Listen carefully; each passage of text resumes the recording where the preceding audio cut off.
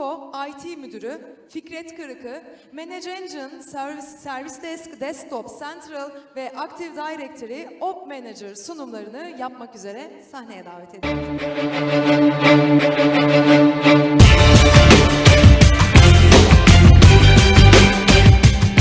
2007 yılında Türk Hava Yolları'yla Avusturya firması Doğan.Co'nun %50-50 ortaklığıyla kurulmuş bir firmadır. Ana iştigal konusu havayolu ikram. Türkiye'de 9 bölgede ikram mutfağımız var. Türkiye'nin de bu konuda market lideriyiz. %80'lik bir dilimle. %80'lik dilimin de bizim de kendi müşteri portföyümüz %90'ımız aslında Türk Hava Yolları. Geri kalan %10'u 35 tane diğer müşterimiz oluşturmakta. Yerli ve yabancı. Pegasus da bunlardan bir tanesi. Günlük yükleme ve boşaltma 500-650 uçak arasında değişiklik yapıyoruz. 10 ton pirinç işleyebiliyoruz günde. 10 ton portakal sıkabiliyoruz. Yıllık ortalama 65 milyon yemek yapıyoruz. Bu da günlük ortalama 170 bin, 180 bine tekabül ediyor. Rekorumuz tabii 220 bin, 2 sene önceki Temmuz ayında yapmış olduğumuz rakam. Müşteri memnuniyetimizi Doko ile beraber gerçekten çok arttırdık. %50'lerden %100'lere doğru bir müşteri memnuniyeti geldi. Herhalde bunu hepiniz de söyleyebilirsiniz diye düşünüyorum cani gönülden.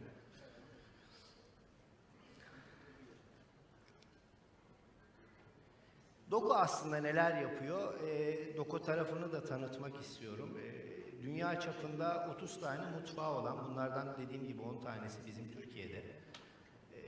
Diğer iştigal konuları, event catering tarafında otel işletmeciliği var. Demel dediğimiz pastanesi var, çok meşhur dünya çapında Avusturya'nın pastanesi. Bu bizim kendi ürünümüz. Hediyar dediğimiz bir yiyecek marketi var. Yine Avusturya Hava Yolları'na yaptığımız alakart projemiz var. Burada bizim Türk yazılımcı arkadaşlar bu projeyi geliştirdiler. Sadece uçakta değil, trende de hizmet verdiğimiz Henry markamız var. Yine Henry adıyla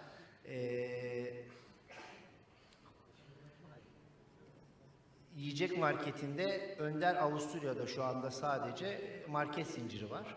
Şu anda da Nestle ile beraber Londra'da bir Nesespresso diye Starbucks tarzı kafe açılması için planlama var. Nestle ile beraber anlaşıldı. Belki Türkiye'ye de gelecek. Yine faaliyet alanlarında işte önümüzdeki sene Türkiye'ye gelecek olan ne var? Formula 1 var. Bu da bizim için ayrı sevindirici oldu. Orada çünkü biz de çalışacağız. Dünya çapında tabii hizmet veren arkadaşlarımız var Formula 1'de. Formula 1'in Paddock Club tarafını biz işletiyoruz. Airline Catering tarafındaki müşterilerimiz bayağı çeşitli. Bunlar da sportif faaliyetlerimiz. Bayern Münih stadının mesela tüm yiyecek işlemleri bizde, onu da biz işletiyoruz. Bunu herkes bilmiyor. Yine 1,5 milyon dolar harcadığımız müthiş bir eğitim salonumuz var. Burada bütün ekipler, Türk Hava Yolları olsun, bizim kendi uçan ahçı ekiplerimiz olsun, hepsinin eğitim aldığı büyük bir eğitim salonumuz var. Burada birebir uçak simülasyonları var. Bunlara da IT olarak biz hizmet veriyoruz. Olduğu gibi sorumluluk bizde. Günlük 6.000-7.000 kişinin ziyaret ettiği Atatürk Havalimanı'nda dış hatlar terminal var. Buradaki internet hizmetini biz veriyoruz. Yine IT olarak bütün görev bizde. Burada vardiyalı 2 tane arkadaşım bulunmakta. Yine bizim çıkardığımız, Turkish Doğan.Co'nun çıkardığı uçan ahçı uygulamamız var. Dünyada ilk defa biz uyguladık. Bu markayı da biz yaratmış olduk. Bu resmi koymamdaki amaç aslında burası. Buraya özdeş bir şey olsun istedim. Burası aslında bizim şu anda en sıcak projemiz. Bir otel inşaatımız var. Hatice Sultan ve Fehime Sultan Yalıları. Bitmiş hali bu şekilde. Fehime Sultan Yalısı, Hatice Sultan Yalısı. Burası eski yüzme ihtisas kulübü. Burası köprü. Burada da pavilyon, restoran olacak. 94 odalı butik bir otel yapıyoruz. Önümüzdeki sene değil ama ondan sonraki sene herhalde açılacak gibi. Belki Deniz Bey'e söyleriz. Belki bu eventi orada da yapabiliriz. Evet. Şimdi Manage Engine'de bizim hangi ürünlerimiz var? Böyle bir liste yaptım. Bunları şimdi tek tek anlatacağım. Hangisini nasıl kullanıyoruz. Şimdi uçan aşçılar dedik. Uçan aşçılar hakikaten bizim için IT olarak biraz problemli taraf oldu. Çünkü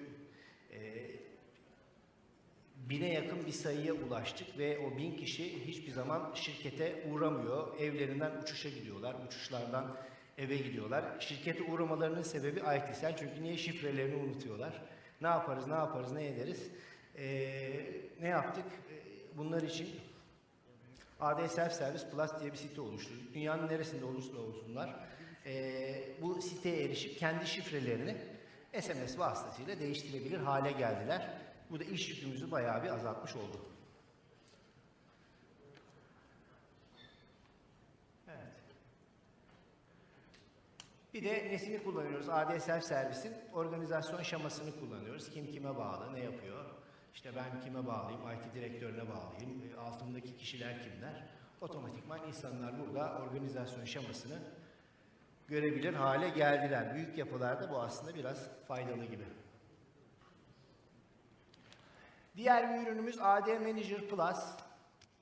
AD Manager Plus'la beraber biz aktif direktörümüzü hakikaten kontrol edebilir ve izleyebilir hale geldik. Hangi OU'lar var, hangi OU kullanıyor, kim, hangi gruplara dahil, kullanılmayan gruplar neler? Bunların hepsini burada görebilir hale geldik. İşte atıyorum adam login 3 aydır login olmamış. Niye login olmuyor? Demek ki bu kullanıcı işten çıktı. Daha sonra biz tabii bunları otomatize ettik. Yani İK yazılımından otomatik disable olan kullanıcıları ekledik ama ilk kurduğumuz zaman bizim için çok faydalıydı. Çünkü çıkan kullanıcı bize bilgisi gelmiyordu. Evet, diğer bir ürünümüz Exchange Reporter. Bu hakikaten Exchange konusunda bize faydalı. Özellikle büyük yapılarda, yani 500 kullanıcı, 1000 kullanıcı yapılarda kullanıcı ne kadar mail atmış, size'ı ne kadar büyümüş, hangi gruplara dahil, aynı AD Manager'daki gibi çok güzel raporlar alabiliyorsunuz. Burada da mesela işte ne kadar mail atılmış, sentine kadar, receive'ine kadar günlük olarak burada mail adetlerini görebiliyorsunuz. Yine aynı şekilde Exchange Reporter Plus'ın ileriye yönelik, benim Exchange server'ımda ne kadarlık ileriye dönük bir disk size'ı ayırmam lazım. Geleceğe yönelik plan yapabiliyorsunuz. Bunun da raporları çok güzel. Diğer bir ürünümüz Desktop Central.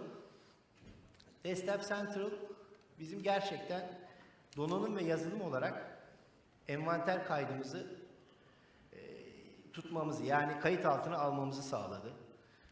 Diğer bir faydası hakikaten elemanlarınız dünyanın her tarafını dolaşıyor. Formula 1 neredeyse otomatikman Formula 1'deki arkadaşlar da oraya gidiyorlar. İşte değişik değişik eventler oluyor. İşte Washington'da bir event oluyor. Devlet düzenliyor. Sizden bir ekip oraya gidiyor. Dolayısıyla devamlı dünya çapında bir desteğe ihtiyacımız var. Biz Desktop Central'da ne yaptık?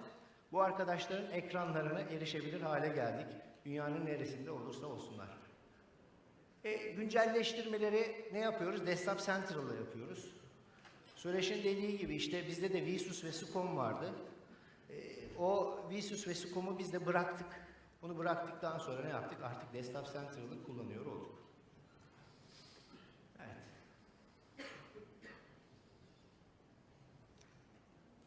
Desktop Central'dan bir tane patch yükleme işte. Kaç tane important güncelleme varmış. Bu da bir tane örnek. Diğer bir ürünümüz Op Manager, NetFlow Analyzer ve Apps Manager ürünleri. Bu da bizim olmazlarımızdan, yani olmazsa olmazlarımızdan. Gerçekten 24 saat bir operasyon yürütüyoruz ve devamlı alert olmamız gerekiyor. Biz de 24 saat IT olarak bir vardiya sistemimiz var. Bu vardiya sisteminde olan sorunları anında müdahale ediyoruz. Çünkü üretim ve operasyon en fazla 3 saat bekleyebilir. 3 saatten sonra uçaklar rotara girmeye başlayabilir. Dolayısıyla anında çıkan sorunu hemen çözmeniz gerekiyor. Bunlardan bir tanesi mesela SITA. SITA yazılımı çok eski bir yazılım. Belki Exchange'den de önce bir yazılım. Havayolu şirketlerinin havayolu konusunda kendi başlarına oluşturdukları bir sistem ve hala aktif. Son dakika siparişleri bize SITA'nın üzerinden geliyor. Ve bu siteyi biz devamlı ayakta tutmak zorundayız. Server down olmuyor. Bunun bir servisi var. Servis takibini nasıl yapacaksınız? Biz Op Manager'da hakikaten bunu başardık.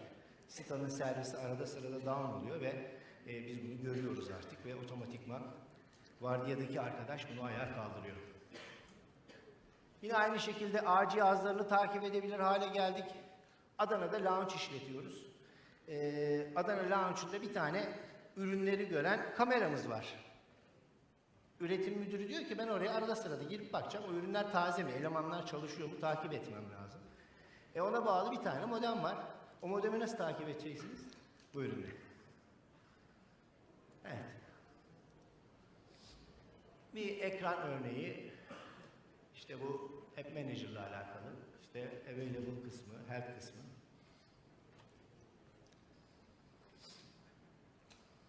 Evet. Bu da NetFlow Analyzer'ımız. Bu da gerçekten önemli bir ürün. Bandwidth'i görebiliyorsunuz. Hangi port atak halinde, hangi port zıplamış, aşağı inmiş. Onları otomatikman kontrol edebiliyorsunuz ve uyarı sistemlerini görebiliyorsunuz. Evet. Bizim aslında bu tip ürünleri almadan önce, yani bundan önce anlattıklarım aslında biz daha sonradan dahil oldu. Biz ilk hedeflediğimiz ürün buydu, servis desk. Bir yardım masası kuralım. Bu yardım masasını işte çünkü niye Türk Hava Yolları müthiş bir büyüme içinde, biz de ona paralel olarak biz de büyüyoruz. İş yükü arttı, eleman sayısı arttı. Onları nasıl takip edeceğiz? Bir ürün aramaya başladık.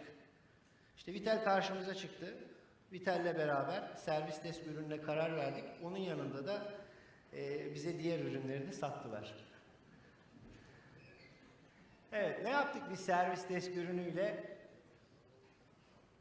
İstek ve problemleri kataloglarla sınıflandırmış ve kayıt altına almış olduk. İş yükümüzü azalttık. Neyle yaptık biz bunu? Çözümler ve kullanıcı prosedürleriyle.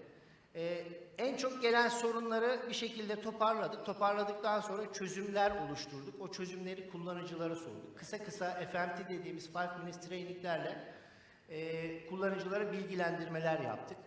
Çözümler ve ayrıca ISO standartlarında prosedürler oluşturduk. Bu prosedürleri QDMS sistemine yazdık ve kullanıcıları bilgilendirdik. Dolayısıyla hakikaten iş yükümüz azalmış oldu. Kullanıcı memnuniyetini arttırdık. Nasıl arttırdık kullanıcı memnuniyetini? Anketler ve güven ile. Üsküdar Belediyesi'ndeki arkadaşın söylediği gibi yolda durdurmalar çok oluyordu eskiden. İşte sistemime bakmadılar. Ya 2 gündür bir telefon açtık. Bir de açık ofis ortamında çalışıyorsunuz. Açık ofis hakikaten çok zor. IT için çok zor. Hemen yanınıza oturuveriyorlar. Ya işte bir sorunum var diye. Dolayısıyla ne yaptık? Anketler düzenledik. İnsanlarla konuştuk ve güven verdik. Güveni nasıl verdik? Artık çağrı sistemimiz var. Çağrı sisteminden yönlendiriyoruz ve insanlar artık neye inandılar? Sizin gerçekten bir şekilde bu sistemi izlediğinizi ve kontrol ettiğinizi ve sorunun çözüleceğine inandılar. Teknisyenlerimizin bilgi ve performansları arttı ve bu performansları izleyebilir hale geldik. Buna da yine çözümlerle yaptık. Bu sefer ama çözümler kısmını kendi teknisyenlerimiz için yaptık. Çünkü bir arkadaşınızın bildiğini diğeri bilmiyor. Büyük özellikle operasyonel işlemlerde, kritik işlemlerde güzel bir prosedür hazırladık. O prosedürü tek tek nasıl çözümleyebileceğimize dair çözümler ürettik. Onları yazdık. Ve raporlar ile ne yaptık? Teknisyenlerimizi izleyebildik. Ne kadar sürede çağrılara cevap vermişler. Bunları raporlarla hakikaten arkadaşlarımız izleyebilir hale geldik. Kritik değişiklikleri onay sürecine soktuk ve kayıt altına aldık. Bunu nasıl yaptık? Change Management'la, değişiklik yönetimiyle yaptık. Bundan sonra artık bir firewall güncellemesi olduğunda ya da bir kritik bir switch güncellemesi olduğu zaman ya da bir server güncellemesi olduğu zaman otomatikman bunu akışa soktuk. Akıştan sonra, onay geldikten sonra güncellemeler yapılmaya başlandı. Tüm sözleşmelerimizi kayıt altına girdi. Süresi bitmeden bizi uyarmaya başladı. Bunu da kontratlarla beraber yaptık. Koç Üniversitesi'ndeki arkadaş söyledi. İşte gerçekten bu özellikle sertifika süreleri 10-15 sene önce ben bir kere yaşamıştım. Mail trafiği durmuştu hakikaten. Hakikaten sorunlu bir iş. Donanım ve yazılımları birbirleriyle ilişkilendirdik. Neleri etkileyeceğini ölçümlendirdik. Bunu da Configuration Management Database ile yaptık. Bununla ilgili örneği bir sonraki slaytta zaten vereceğim. Projeleri kayıt altına alarak zaman ve kişilere yaydık. Bunun da slaytını neyle? Proje yönetimiyle yaptık. Bunun da slaytını biraz sonra göstereceğim. Bu ürünle ilgili aslında eksikler yazdım ama eksik değil aslında. Belki bizim isteklerimiz var.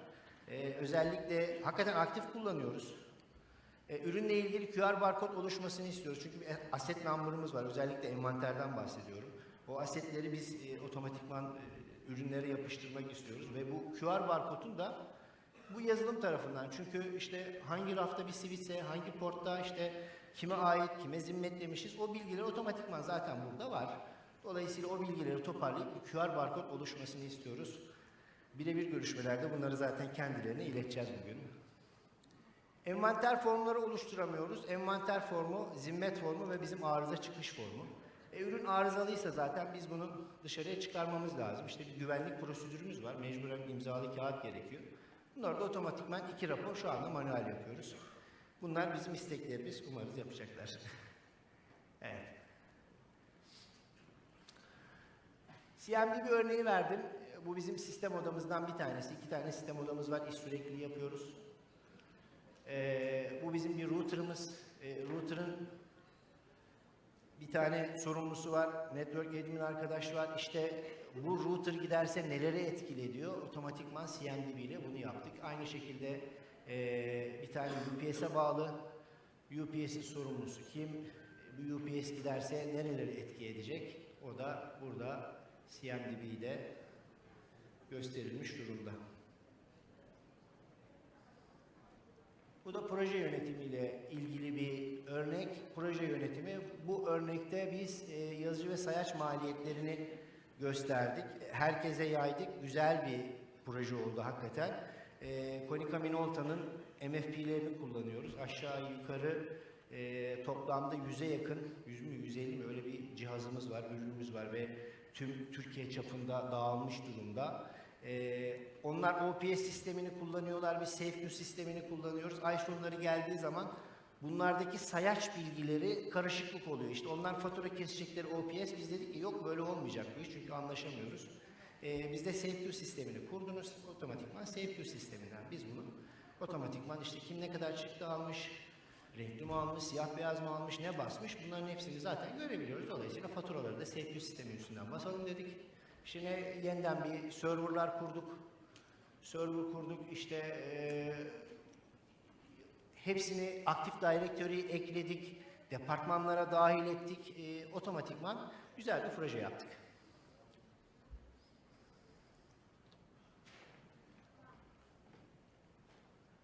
Evet, bu da Change Management ile alakalı bir liste örneği. İşte lokalde DNS kaydı yapılmış. Cluster Firewall'da bir upgrade işlemi yapılmış. Service Desk Plus'ı yeniden kurmuşuz gibi böyle bir sürü Change Management örnekleri. Evet, diğer bir ürünümüz de Password Manager Pro. Danışman firmalarımız var. Hakikaten çok danışman firmalarımız var ve özellikle yazılım grubuna ait oldukları için yani IT tarafı, IT'nin sistem tarafı çok biz bu arkadaşların ne yaptığını bilemiyoruz. Yani ve onlara daha önceden bir şekilde bir kullanıcı tanımlamışız. Atıyorum firma ismi nokta bilmem ne. Ondan sonra bir şekilde bu arkadaşlardan da 5-6 tane mühendis var. Hepsi ne yapıyor? Bunların aynı kullanıcıyla bağlanıyorlar sisteme. Ne oluyor sonra biz onu da bilmiyoruz. İçeride bir şeyler yapıyorlar. Bir şekilde VPN de vermişiz kendilerine. Ya bu böyle olmayacak dedik. Yani bu hakikaten bir güvenlik açığı bizim için. Ne yaparız, ne yaparız? İşte Password Manager. Aslında biz burada ismi kullanmıyoruz. Çünkü bir password işlemi yapmıyoruz. Biz burada ne yapıyoruz? Dışarıdan bağlanan outsource firmaların takibini yapıyoruz. Nasıl yapıyoruz? Danışmanların her birisi için, her kim bağlanacaksa hakikaten ona bir tane ne verdik? Bir kullanıcı ismi verdik. Active Directory'de bunu tanımladık kendilerine. Kendi cep telefonlarına bir tane yan ürün Symantec'in Web Manager'ını kurduk. Oradan şifre üretmesini sağladık. Two Factor Authentication'ı da sağladık. Aynı zamanda IT tarafında o firmanın sorumlu arkadaşı kimse otomatikman onu da ekledik. Bu arkadaş bir istekte bulunduğu zaman işte burada Eda'nın gönderdiği gibi işte sorumlu kimse ne yapılacak mesela sistem güncellemeleri için uzak bağlantı talep ediyorum gibi bir istekte bulunuyor.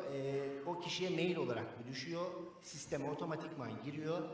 Girdikten sonra approve'a bastıktan sonra da o kişi artık bağlanabilir hale geliyor. Bu mesela bağlanan kişileri gösteriyor. En güzel özelliklerinden bir tanesi de o kişinin ne yaptığını daha sonradan kayıt sayesinde ne yapabiliyorsunuz? Görebiliyorsunuz. Evet. Şimdi bu ürünleri aldık tabii. Biz neler elde ettik? Biraz da onları konuşup artık konuşmamı bitirmek istiyorum. Projemizin başlangıç noktası daha önce de dediğim gibi aslında sadece bir yardım masası kurmaktı. Servis desk ürünü harici anlattığımız diğer ürünlerin hiçbiri aklımızda yoktu. Vitel'in satış ekibiyle anlaşarak problemimizi genişlettik. Projenin en önemli amacı firmamızı zeki bir kurum haline sokmaktı ki bunu başardığımıza inanıyorum. Proje ekibiniz çok önemli. Her bir üründen sorumlu bir asıl ve bir yedek üye belirledik. Ama tüm süreçleri tüm ekiple planladık. Çözüm önerileri ve iş yapış tarzlarını icat ettik. Her deneyim tüm ekibe mal olmuş oldu. Böylece ekibin motivasyonunu ve kalitesini arttırmış olduk. İşleri stabil hale ve daha üretken hale getirdik. Herkes kendi işini daha iyi nasıl yapabilirim diye düşünmek için zaman yaratmaya başladı. Kullanıcı memnuniyetini arttırdık. Vitel Teknik ekibinin hakikaten burada teşekkür etmek istiyorum. Eda'ya, Adem'e, Çağlayan'a. Gerçekten hakikaten böyle genç ve dinamik arkadaşlar. Bizleri de yukarıya doğru taşıdılar. Bir daha teşekkür ediyorum kendilerine. Yani bu ürünleri hakikaten çabuk ve kolay entegre ettik. Bu da bize ayrı bir motivasyon kaynağı oldu. Bu tip büyük projelerin altından kalkabileceğimizi öğrendik. IT olarak yaptığımız büyük projelerden bir tanesiydi. Şirketimiz bu projeyi masraf değil, yatırım ve strateji olarak gördü ve güvenimiz arttı. Bu güven sayesinde şirketin kültürünü değiştirmiş olduk. Hakikaten şirketin kültürü değişti. Son olarak da operasyon ve üretim departmanlarının zaman ile yarıştığı bir ortamda son kullanıcının isteklerini anlayarak, beklentiyi hissedip empatiyi, daha iyi neler yapabilir düşünerek beklentinin ötesinde çözüm sunarak da ergonomiyi oluşturduk. Teşekkür ediyorum.